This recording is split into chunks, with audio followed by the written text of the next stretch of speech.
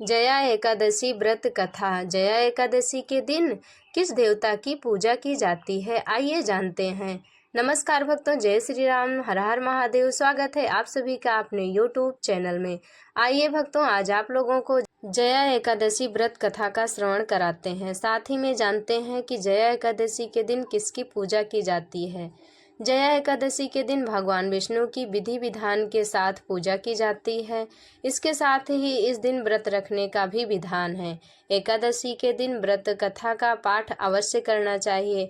व्रत कथा का पाठ करने से, पढ़ने से, सुनने से मनोवांछित फलों की प्राप्ति होती है और इससे भगवान विष्णु बहुत ही प्रसन्न होते हैं।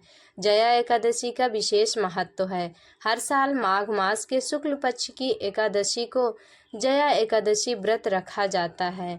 इस साल भी एकादशी का व्रत रखा गया है। जया एकादशी के दिन भगवान विष्णु की पूजा की जाती है, साथ में माता लक्ष्मी का भी पूजन किया जाता है। इसके साथ ही इस दिन व्रत रखने का भी विधान है। मान्यता है एकादशी के दिन व्रत करने वाले जातकों को सभी सुखों की प्राप्ति होती है। एकादशी व्रत के दिन व्रत कथा का पाठ अवश्य करना चाहिए।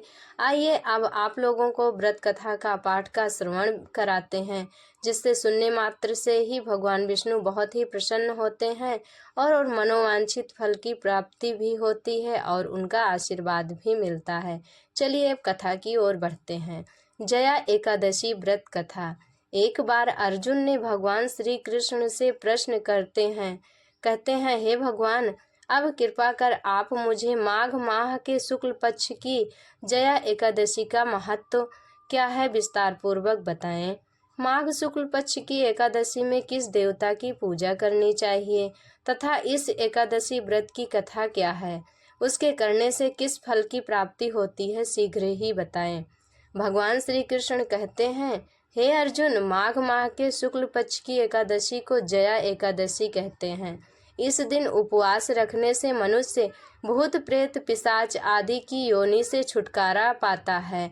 इस दिन विधि पूर्वक उपवास व्रत करना चाहिए। मैं अब तुमसे जया एकादशी व्रत की कथा कहता हूँ। एक समय की बात है, नंदन वन में उत्सव का आयोजन हो रहा था। देवता, ऋषि, मुनि सभी उस उत्सव में मौजूद थे। उस समय गंधर्व गा रहे थे तथा गंधर्व कन्याएं नृत्य कर रही थी। इन्हीं गंधर्वों में एक माल्यवान नाम का गंधर्व भी था, जो बहुत ही सुरीला गाता था। जितनी सुरीली उसकी आवाज थी, उतना ही रूपवान भी था। गंधर्व कन्याओं में एक पुष्पवती नामक नृत्यांगना भी थी। पुष्पवती नामक गंधर्व कन्या ने माल्यवान नामक गंधर्व को देखते ही उस पर आसक्त हो गई तथा अपने हाव भाव से उसे रिझाने का प्रयास करने लगी। माल्यवान भी उस पुष्पवती पर आसक्त होकर अपने गायन का सुर ताल भूल गया। इससे संगीत की लय टूट गई और संगीत का सारा आनंद बिगड़ गया। सभा में उपस्थित देवगणों को यह अच्छा नहीं लगा। माल्यवान के इस कृत्य से इंद्र भगवान नाराज होकर उन्हें श्राप देते हैं कि स्वर्ग से वंचित होकर मृत्युलोक में पिशाचों सा जीवन भोगो, क्योंकि तुमने संगीत जैसी पवित्र साधना का तो अपमान किया ही है और उसकी उल्लंघना भी की है। पिशाची जीवन बहुत ही कष्टदायी था। दोनों बहुत दुखी थे। एक बार माघ माह के शुक्ल पक्ष की जया एकादशी के दिन संयोगवश दोनों ने कुछ भी भोजन नहीं किया और न ही कोई पाप कर्म किया। उस दिन मात्र फल फूल खाकर ही पूरा दिन व्यतीत किया।